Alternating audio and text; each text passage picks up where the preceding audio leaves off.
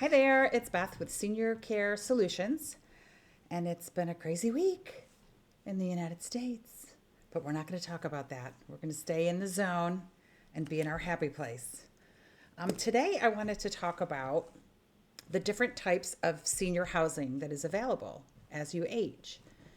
Now, it's something that a lot of families, well, first of all, everybody wants to stay home as long as they can. And I think I'm all for that.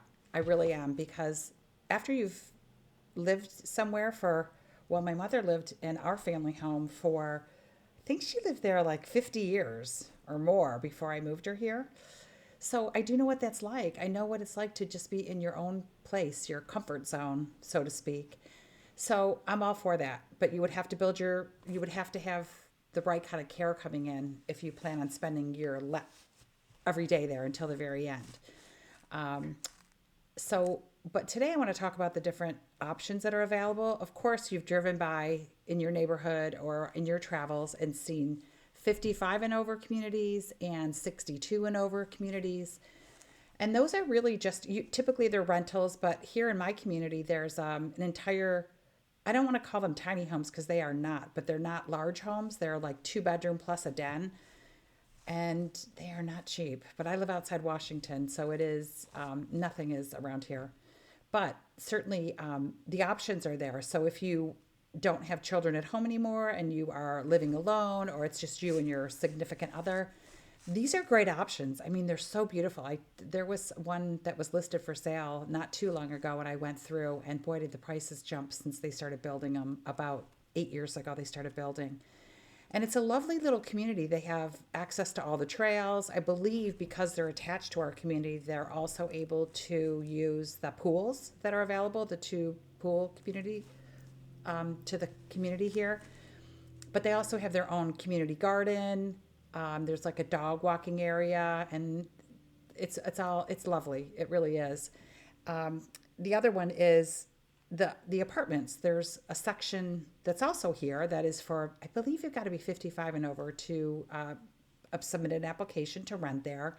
So I think that the place would be a little bit more quiet than having children in the building, but you just would have the televisions turned way up, which is typical. Which is typical if you've ever been into a senior's home. Many times it's up blasting. Um, but but anyway, there's so many different options out there to consider, and I think a lot of people, what they don't realize is maybe they would sell their home and not have the lawn upkeep, the snow removal, the cleaning team coming in, um, just everything that goes along with getting the trash cans and the recycles out. And maybe you'd move to a smaller community, but it is 100% independent. So you would still manage your medications, all your own appointments, getting to and from, unless you have a family member or someone to help you with that. Managing your grocery deliveries or going grocery shopping. And so some of those communities actually offer outings. They might have like what looks like a airport shuttle bus that will take you to Wegmans for the day, or it'll take you to Walmart, or so it sort of becomes an outing, which is kind of nice. Not all of them offer that. Some of them do. So, as you start to look and start searching, some of them even offer, in these buildings, will have certain units that are income based if someone qualifies for like a voucher based on their income. So, you just have to kind of really do a little bit of legwork and start to see where can I best stretch my money to live in a place that's safe and meets my requirements. And of course, if somebody has ADA requirements, they certainly would. Some of the units are for people that are in wheelchairs or have other disabilities that need specifics for housing. The other would be assisted living. There's different types of assisted living. There's large corporate assisted livings where you'll see that they have a lot of amenities like golf courses, pools, all these different amenities, but there's a difference in the cost. What's become really popular in the last decade or so are group home assisted livings. These are usually managed by a nurse practitioner or someone who can dispense and administer medication.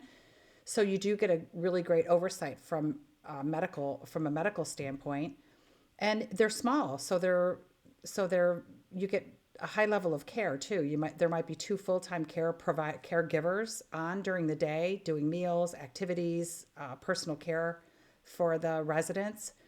I actually moved my mother at one point to one of these lovely homes, and we loved it. It was just it worked out.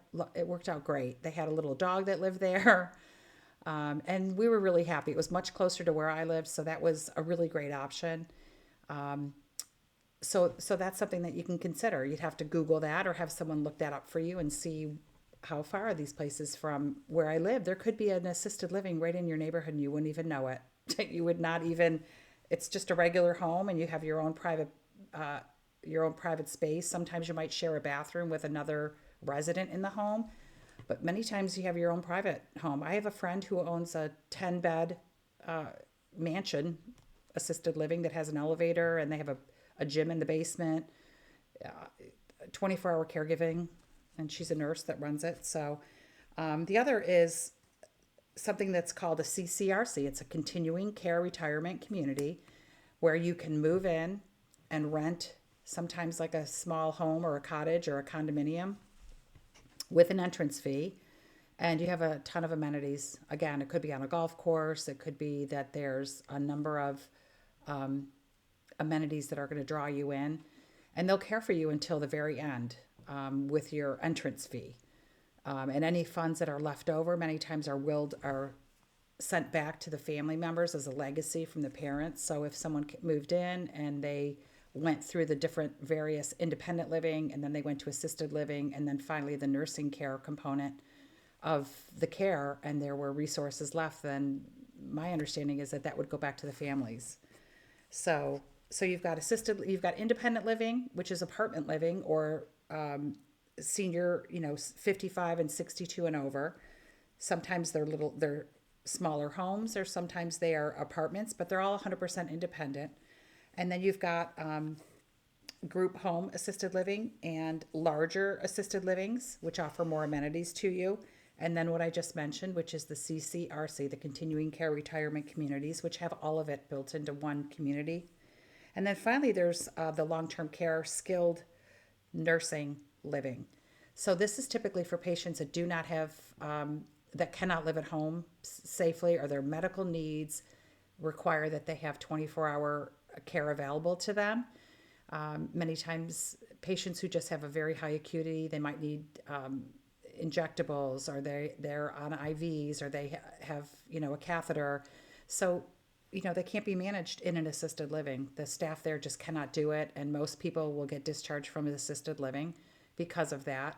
And that is more of, again, skilled level of care. They try to make it as homey as they can. There's common areas. Sometimes they'll bring in music and entertainment, celebrate, of course, all of the various holidays. You will see all the decorations just like you would in assisted living. But especially if someone has, like, in my mother's case, she needed dementia care. So she needed to be in a secured neighborhood. And that was one of the offerings that her assisted living had.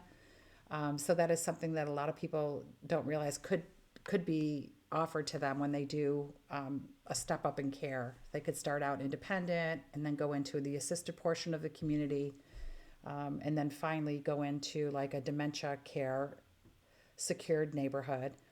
At the one specific place that my mother ended up living at for 10 years, they did not offer long-term skilled nursing there. They just didn't have that offered. But we did, in the end, find her a place that was perfectly suited, and I was very happy with the care that she received there.